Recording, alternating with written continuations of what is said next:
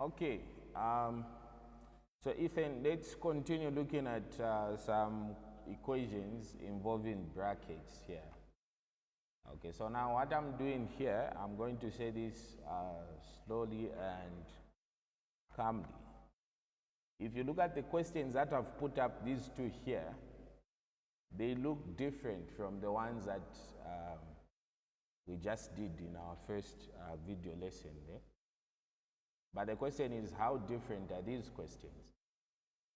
So there is always a concern from students when what they want to find is on the other side. We are used to having maybe questions like,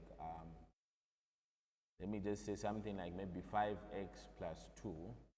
Okay, this should be x equals to 25. You see, this and this one here are just one and the same, but when the question gets to be asked in this manner, many people tend to start panicking because they feel what is being talked about is very much different from what they've done. However, I want us to do this question in a very nice way. It doesn't matter, get me nicely, it doesn't matter the position of the brackets, whether the brackets are on the left hand side or the right hand side. So it's very important. Now let's just see what we should do here. The rule that still remains the same, Ethan, is to say the number outside the brackets gets to multiply each and every other term inside the brackets, regardless of the position, whether on the left hand side or the right hand side. So if you look at this 25 is not going to affect anything because it's on the other side. So we are now here. Okay. So our duty now is to deal with 5 open brackets x plus 2. So we are saying we need to multiply out the brackets. So it is going to be equal to 5 times x. So you're going to say 5 times x plus, because there's a plus there, then we're going to say 5 times 2. Okay, then there is a 25 on this other side. It should not confuse us. That's one of those. So then we're going to say equals 5 times x gives us 5x plus 10. And then you've got your 25 this side here. So Ethan, it doesn't matter the position. So you can see we've got this plus 10 here, which should not be here. We just need to have anything attached to the x that we are trying to find. The same way we were doing when things were on the other side. So we're going to say minus 10 minus 10. So this would cancel. And then it is going to leave us with 5x equals, well, now on your calculator you're just doing 25 minus 10. You follow this order here. That is going to give you 15. So Ethan, it's the same thing here. We are trying to find for x.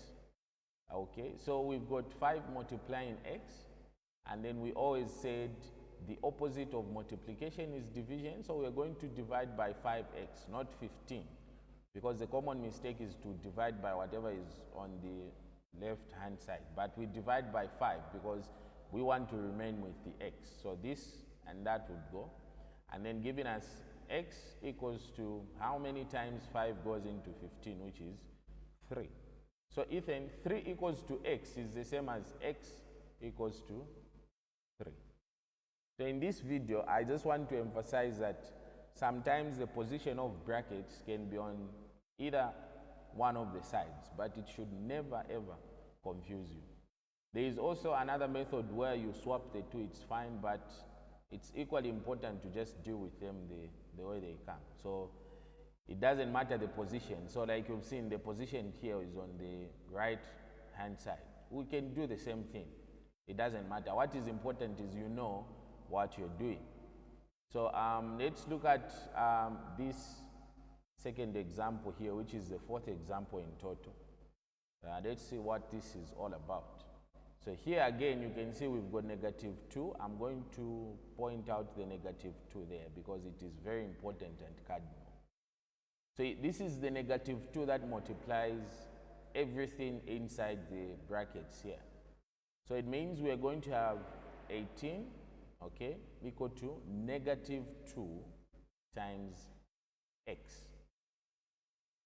Okay. If you look at what we did here, we said positive 5 times 2. So now here, it's not going to be positive 2. It is going to be negative 2 times negative 3. Take note of this negative here. This negative is this one here. And then this one other negative here, this one here, is the negative that is with the 2 there. So it's negative 2 times negative 2. So I would want you to always use your calculator. Just punch on your calculator to say negative 2 times negative 3. Because there is a negative and negative, it will give you positive 6, which is a plus. So it means we're going to have 18 equals to negative 2 times x would give us negative 2x plus 6. Because negative times negative gives us a positive. So let me just make some space here. Okay, so now the equation that we've got now, I'm now here, is 18 equal to negative 2x plus 6. So Ethan, things should not confuse us. This state is the same as the state that we just did in our previous example there. So we've got plus 6. We don't want this plus 6 here. We're going to say minus 6 and then minus 6 because we've said it's the opposite of whatever is being dealt with. That makes that guy disappear. And then on our calculator, we're just saying 18 minus 6, which gives us 12, if I'm not mistaken, equals minus 2x. Now here, follow me nicely.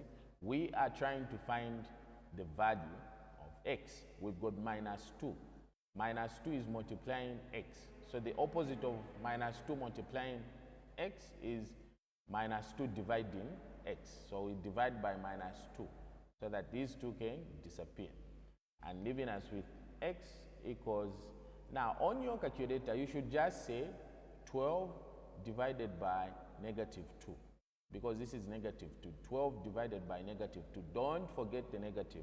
And then the answer would be negative 6, which is the same as x equals negative 6. It is very important that this is understood. So let me just summarize what I've been talking about here. Ethan, it doesn't matter the position of the brackets.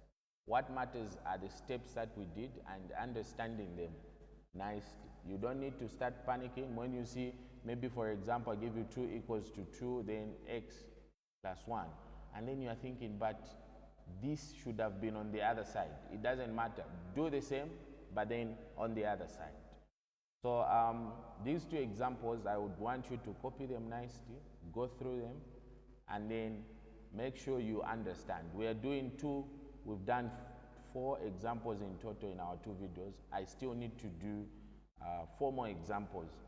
Hopefully you are making notes and you are trying to just understand the concepts. If there are other questions, please send them to my WhatsApp, then we'll deal with all those questions. So let's see what the third short video is going to talk about. I hope it's going to be the last one. And if there will be need for the 4th one, I'll still send it to you. Okay.